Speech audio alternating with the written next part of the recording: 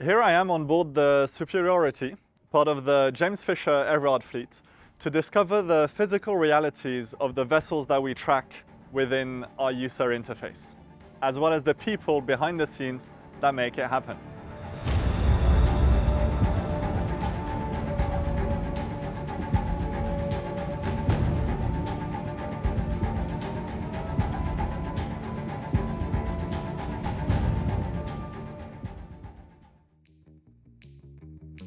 This wonderful feat of engineering was designed to carry petroleum products, more specifically chemicals, in its 6 tanks.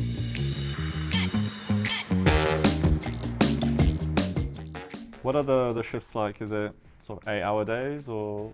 It's like, for example, now we are a tanker, so they are working on a daily routine. Yeah, as per they start at 8 o'clock till 1700. That's it. At sea, it's as per watches, same as us. Just there's only myself, chief officer, and second officer who keeps the watches. So we are working at sea 4 hours and 8 hours rest. In port, second mate with the chief mate are working 7 to 5, doing the cargo operation. I'm doing all the maneuvers, everything. It's connected with putting the vessel alongside and off, and doing the administration. Makes sense. This is how it looks. It's all sorted. Yeah.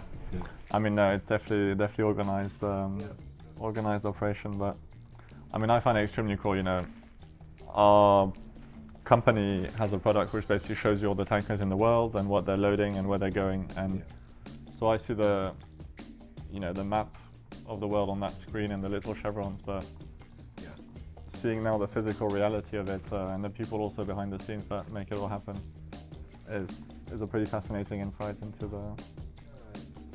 what we work with. So where does the captain sit? Captain sits wherever he likes.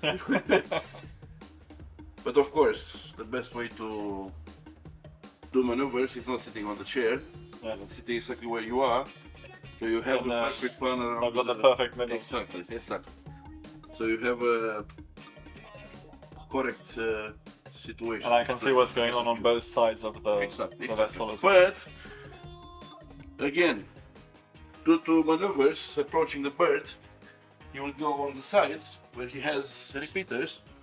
Everything you have there, it's over here. And for example, on the starboard side, you will see much better what's happened alongside. Pilot will be with you as well. If you don't have a pilot, you'll have an officer which will give you. That's a proper details. duplicate of the console you have. Yep. And then you have the same thing On the port side as well. So you actually have 3 consoles on the bridge Yes. You that all control the rudders and everything. You can drive, let's say, the vessel from each side of the vessel. Middle sides. That's really interesting. Yeah. So everyone who knows how to navigate here, do they still need to know how to use, let's say, the old school instruments? Let's say it's well to have those things In case anything breaks down. Exactly. You can always rely on. Because some people will say, oh, but it'll be cloudy, it'll be rain. Doesn't matter, you'll meet a lighthouse. And you still can use those instruments. If you don't know how to use them, what you will do? Do you still have, this is maybe a silly question, but maps of, or the physical maps of all the these oceans? vessels still use maps as a secondary system. Yeah. They're like yeah, I see one here. there. Those are the charts in use. For example.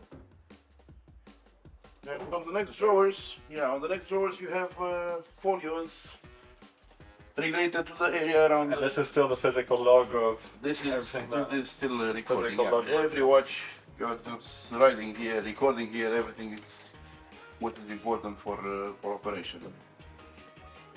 Like weather situation, sea states, whatever operation you are doing alongside. French people boarding your vessel. Yes. 3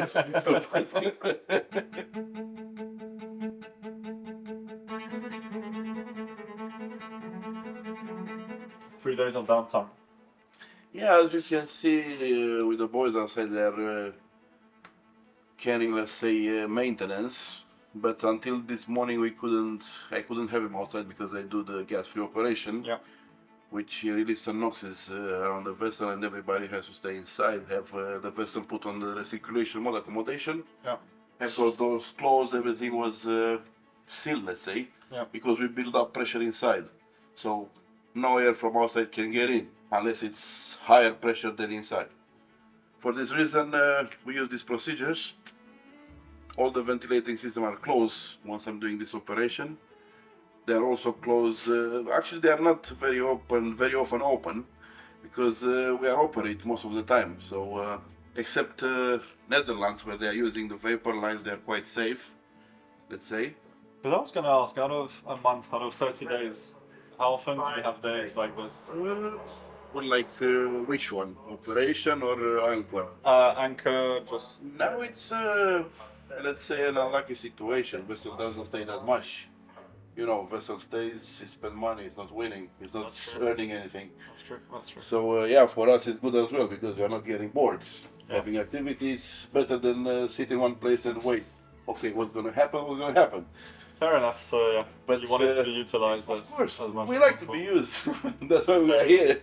The downtime is when you go back home and oh, no, it's at the end of your shift. Yeah. Exactly. You have the time to do whatever you like. Here it's the job. Yeah, no, fair enough. Work hard, play hard. No, yeah.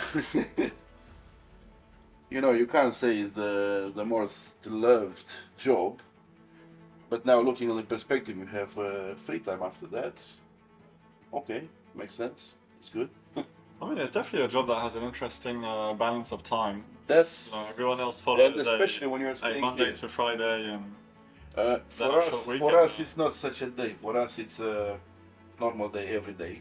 Exactly. Doesn't matter it's a holiday or it's for the shore.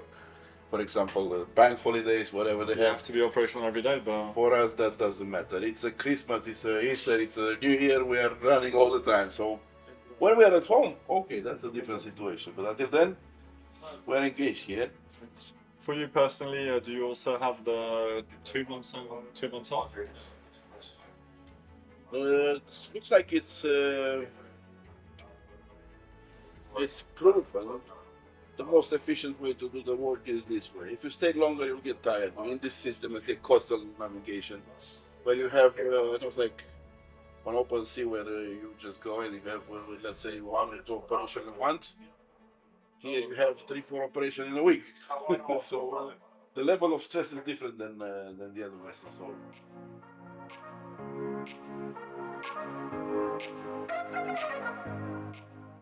And so the port agents are the ones The port are going to let you know. Port agent, it's port agent which work with us. It's in direct contact with the terminal, and they discuss and inform us regarding the berth availability. So as soon as it's ready, you guys pack up your bags and we'll just heave up the anchor and proceed inside. We have a 2-hour trip up to the locks, range mount. Inside, operation, get out. We don't know yet where. We know the product, but we don't know the destination. Still not. When are you going to know the destination? That's London business. They will tell us where we go with the next cargo.